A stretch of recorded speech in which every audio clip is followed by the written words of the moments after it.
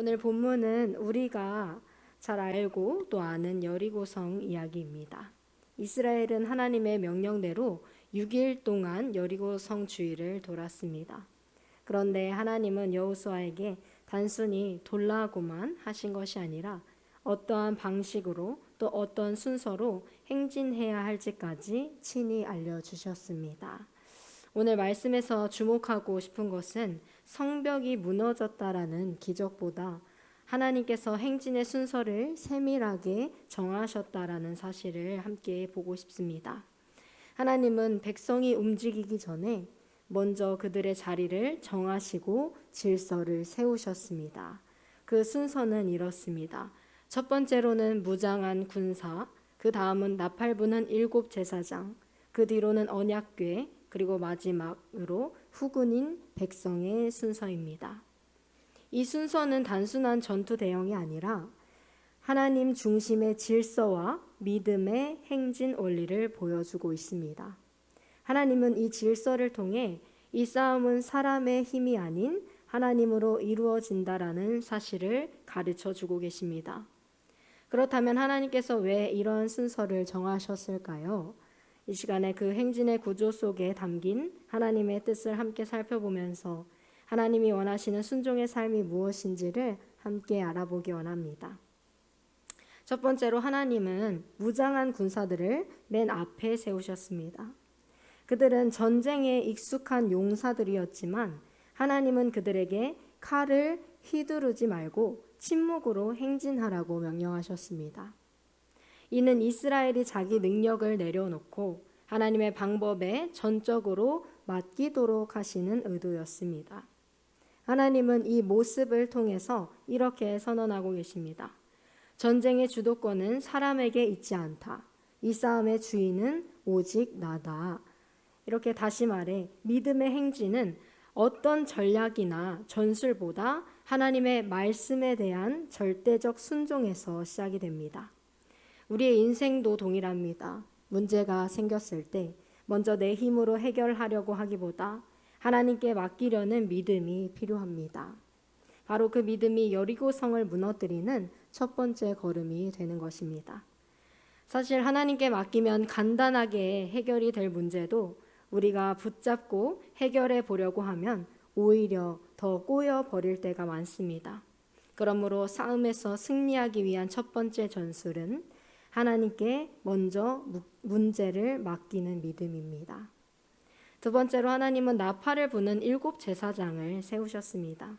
제사장은 하나님과 백성 사이를 잇는 사람입니다. 그들이 부는 나팔 소리는 단순히 그러한 신호를 내는 의미 아니라 예배가 시작됨을 알리고 하나님의 임재를 선포하며 승리가 이미 하나님께 달려 있다라는 확신을 주는 소리였습니다.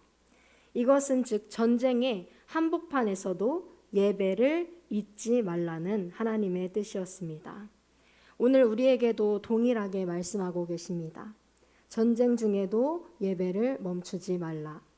우리의 전쟁은 무엇입니까? 바로 삶 속에서 마주하는 영적 전쟁입니다. 이 영적 전쟁 한가운데서 우리는 결코 예배를 놓아서는 안 됩니다. 삶이 바쁘고 마음이 흔들릴 때일수록 하루의 시작을 예배로 여는 사람에게는 하나님이 반드시 승리의 확신을 주십니다. 지금 이 시간 예배하는 우리 모두에게 하나님의 통치와 승리하게 하시는 은혜가 풍성히 임하기를 주님의 이름으로 소망합니다. 그 다음으로는 언약궤를 세우셨습니다. 언약궤는 하나님의 임재를 상징합니다.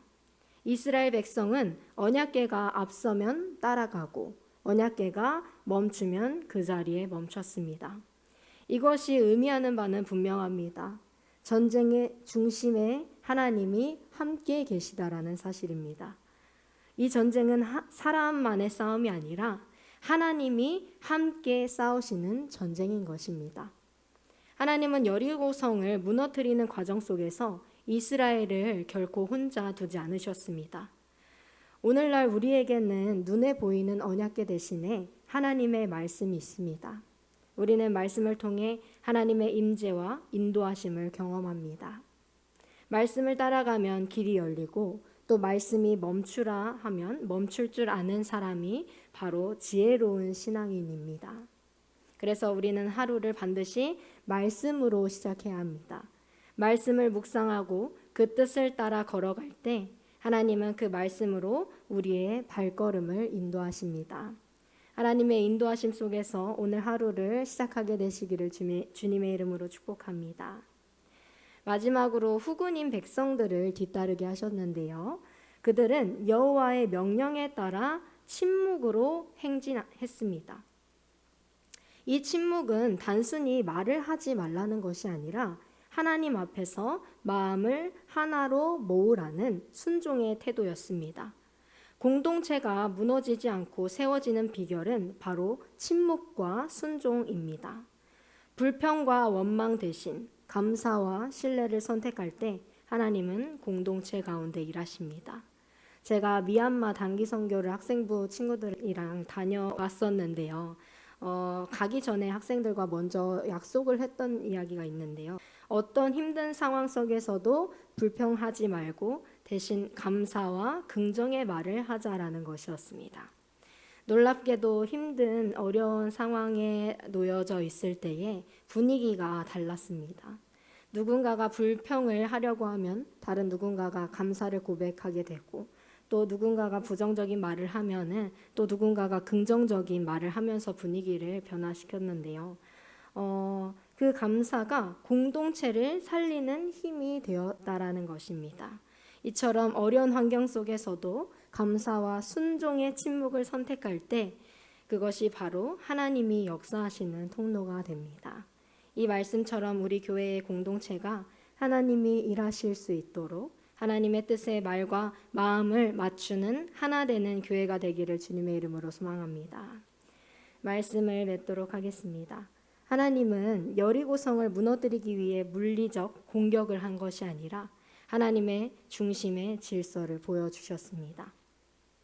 무장한 군사들은 능력이 아니라 하나님께 맡기는 믿음을, 또 제사장의 나팔은 전쟁 중에도 예배를 붙드는 삶을, 또 언약궤는 말씀이 싸움의 중심에 있어야 함을, 또 마지막으로 침묵하는 백성들을 통해 순종과 하나됨이 공동체의 힘임을 보여주었습니다.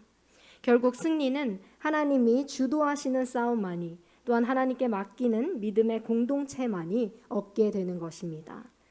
여리고성은 인간의 칼이 무너뜨린 것이 아니라 하나님의 임재와 백성의 순종이 무너뜨렸습니다.